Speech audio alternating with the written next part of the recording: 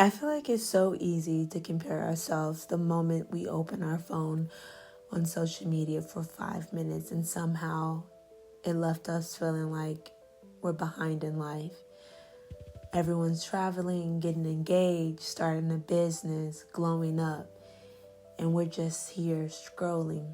I feel like in today's world, it's so easy to start comparing yourself because we are chronically online, like all the time.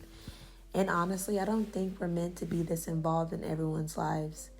The more we scroll, the more we see. And the more we see, the easier it is to start measuring our lives against someone else. So today in this video, I want us to talk about how to stop comparing yourself to other people online or in real life, because constantly measuring yourself against others will steal your peace. And I feel like while we do this, I want to normalize something. Looking at other people or sizing yourself up is human. That's how we've always learned and grown. But before social media, you can compare yourself to your classmates, your coworkers, your neighbors. Now, you're measuring yourself against millions of people online, people you've never met, people completely different tax brackets, people from different support systems, different timelines, different opportunities. And we're all just consuming all of this hours a day. We were never meant to see this much of everyone's life. I feel like the issue isn't that other people are doing well. The issue is that you're stacking your real everyday life against someone else highlight reel. You see the graduation photo, the soft life aesthetic, the engagement post, the business launch.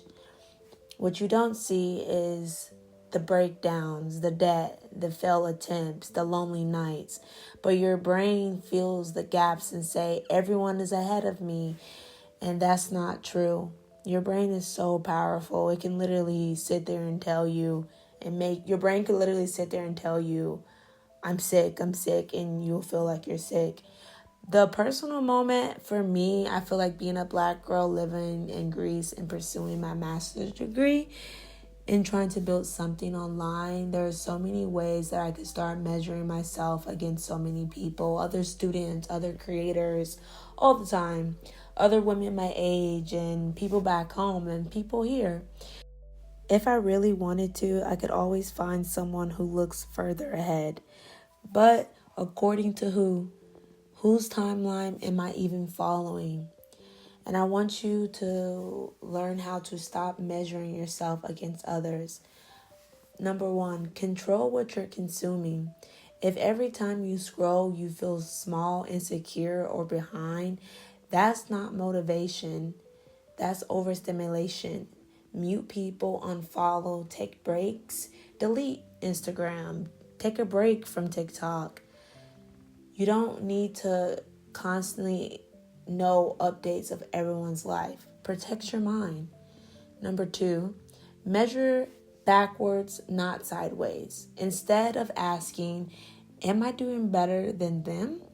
Ask yourself, am I doing better than I was last year? Sit with that question.